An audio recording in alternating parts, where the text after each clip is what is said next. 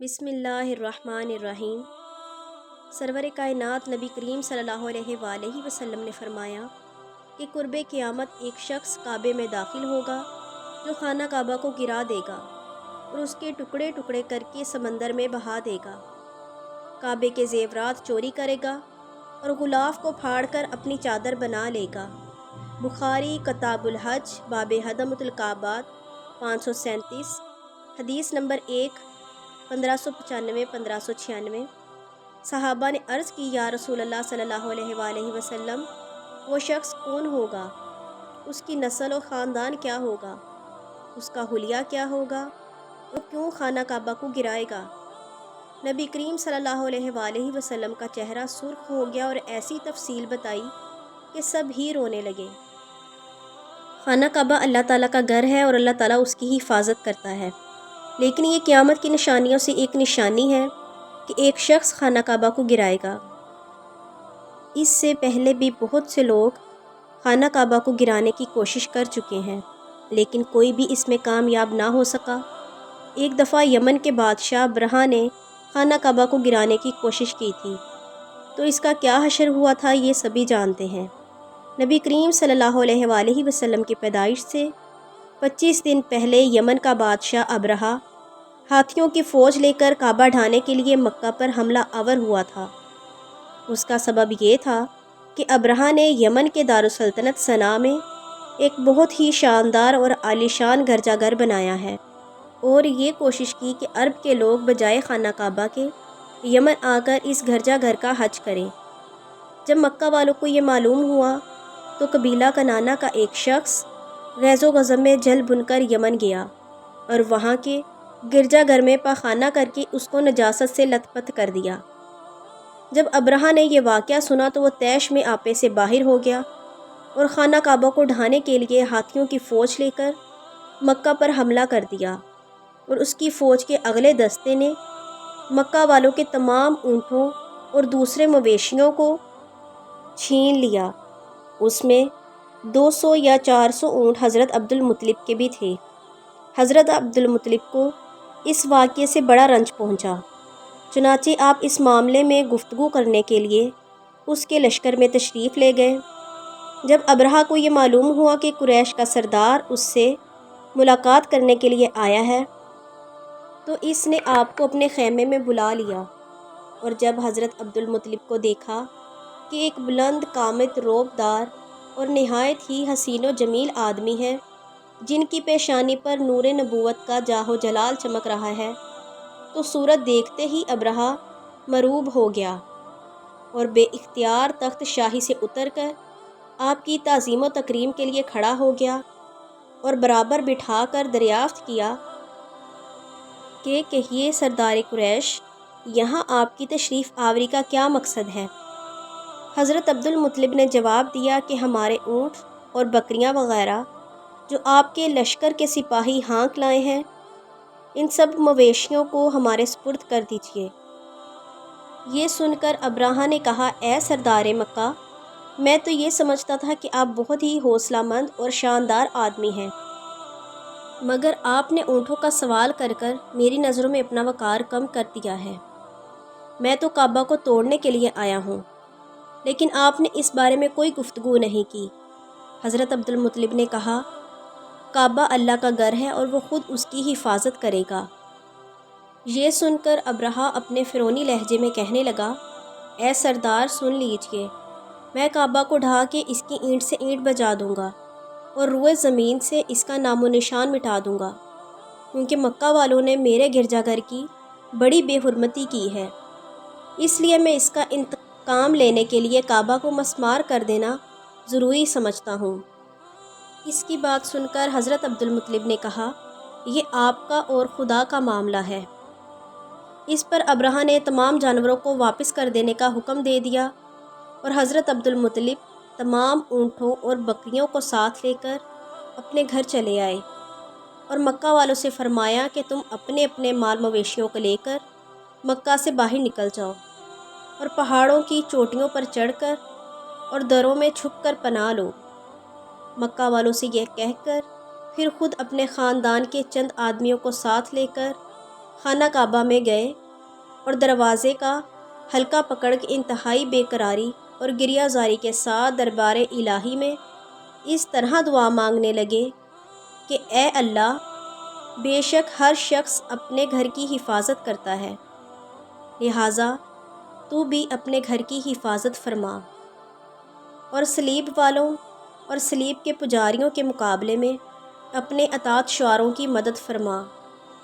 حضرت عبد المطلب نے یہ دعا مانگی اور اپنے خاندان والوں کو ساتھ لے کر پہاڑ کی چوٹی پر چڑھ گئے اور خدا کی قدرت کا جلوہ دیکھنے لگے۔ ابرہہ جب صبح کو کعبہ ڈھانے کے لیے اپنے لشکر جرار اور ہاتھیوں کی قطار کے ساتھ آگے بڑھا اور مقام مغمس میں پہنچا تو خود اس کا ہاتھی، جس کا نام محمود تھا، ایک دم بیٹھ گیا۔ ہر چند مارا اور بارہا للکارا مگر ہاتھی نہیں اٹھا۔ اسی حال میں قہر الہی ابابیلوں کی شکل میں نمودار ہوا اور ننھے ننھے پرندے جھنڈ کے جھنڈ، جن کی چونچ اور پنجوں میں 3 کنکریاں تھیں، سمندر کی جانب سے حرم کعبہ کی طرف آنے لگے۔ ابابیلوں کے ان لشکروں نے ابرہہ کی فوجوں پر اس زور و شور سے سنگ باری شروع کر دی کہ آن کی آن ابرہہ کے لشکر اور اس کے ہاتھیوں کے پرخچے اڑ گئے۔ ابابیلوں کی سنگ باری خداوند قہار و جبار کے قہر و غضب کی ایسی مار تھی کہ جب کوئی کنکری کسی فیل سوار کے سر پر پڑتی تو وہ اس آدمی کے بدن کو چھیدتی ہوئی ہاتھی کے بدن سے پار ہو جاتی۔ ابرہہ کی فوج کا ایک آدمی بھی زندہ نہ بچا، اور سب کے سب ابرہی اور اس کے ہاتھیوں سمیت اسی طرح ہلاک و برباد ہو گئے کہ ان کے جسم ٹکڑے ٹکڑے ہو کر تباہ ہو گئے۔ واقعہ اصحاب الفیل کے زمانے میں مکہ والے کافر تو تھے مگر بیت اللہ کی تعظیم کرتے تھے اور اس کی حرمت پامال نہیں کرتے تھے، اسی لیے اللہ تعالیٰ نے کعبہ کو ابرہہ اور اس کے لشکر سے بچا لیا۔ لیکن کعبہ کو گرانے میں کوئی اس وقت کامیاب ہو سکے گا جب مقامی لوگ بھی کعبہ کی حرمت کو پامال کرنا شروع کر دیں گے اور اس کی حرمت کا پاس نہیں کریں گے۔ جب وہ بیت اللہ کی خدمت اور اہتمام سے پہلو تہی کریں گے تو اللہ تعالیٰ ان کی مدد سے ہاتھ کھینچ لے گا۔ بے شک بہت دفعہ کعبہ کو تباہ کرنے کی کوشش کی گئی لیکن کوئی بھی کامیاب نہ ہو سکا۔ لیکن قیامت کی نشانیوں میں نبی کریم صلی اللہ علیہ وآلہ وسلم نے ایک نشانی یہ بھی بتائی کہ ایک شخص خانہ کعبہ کو گرانے میں کامیاب ہو جائے گا، نہ صرف کامیاب ہوگا بلکہ کعبہ کے ٹکڑے کر کے سمندر میں پھینک دے گا، جس کے بارے میں نبی کریم صلی اللہ علیہ وآلہ وسلم نے ارشاد فرمایا ہے، اللہ تعالیٰ اپنے نبی کو ہر چیز کا علم عطا فرماتا ہے۔ جو بات نبی کریم صلی اللہ علیہ وآلہ وسلم نے فرمائی تھی وہ کام ہو کر ہی رہنا ہے۔ آپ صلی اللہ علیہ وآلہ وسلم جو بھی بات کرتے تھے وہ اپنی مرضی کے مطابق نہیں بلکہ اللہ تعالیٰ کے حکم سے ہی کرتے تھے۔ نبی کریم صلی اللہ علیہ وآلہ وسلم کا علم اللہ تعالیٰ کے علم کے مطابق سمندر کے پانی کے قطرے کے برابر بھی نہیں۔ اس طرح نبی کریم صلی اللہ علیہ وآلہ وسلم کا علم اور عام انسان کے علم میں بھی بہت فرق ہے۔ اللہ تعالیٰ کے نبی صلی اللہ علیہ وآلہ وسلم کو ان باتوں کے بارے میں بھی علم ہوتا تھا جن کے بارے میں ہم گمان تک نہیں کر سکتے۔ اکثر علماء اکرام کا کہنا ہے کہ جب قیامت قریب آنے والی ہوگی تو خانہ کعبہ کو گرائے جانے کا قصہ پیش آئے گا۔ خانہ کعبہ کی نشانیوں میں سے ایک عظیم نشانی ہے، جب تک کعبہ قائم ہے اس وقت تک دنیا بھی قائم اور دائم ہے۔ جب خانہ کعبہ کو گرایا جائے گا تب قیامت رونما ہوگی۔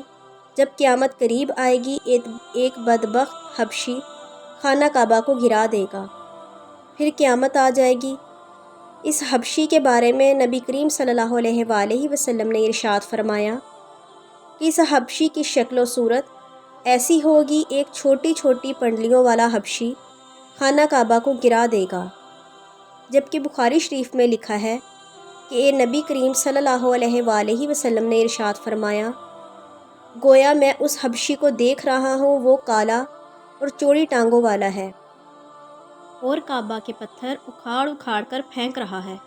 بخاری شریف میں ہے کہ قرب قیامت کے وقت حضرت عیسیٰ علیہ السلام کے پردہ کرنے کے بعد لوگوں کے سینوں سے قرآن پاک اٹھا لیا جائے گا تو یہ بدبخت حبشی خانہ کعبہ کو گرائے گا۔ کتاب الحج جلد نمبر 7 حدیث نمبر 1591۔ اس حدیث میں افحج کا لفظ ہے، اور افحج وہ ہے جو اکڑتا ہوا چلے یا چلتے میں اس کے دونوں پنجے تو نزدیک رہیں اور دونوں ایڑیوں میں فاصلہ رہے۔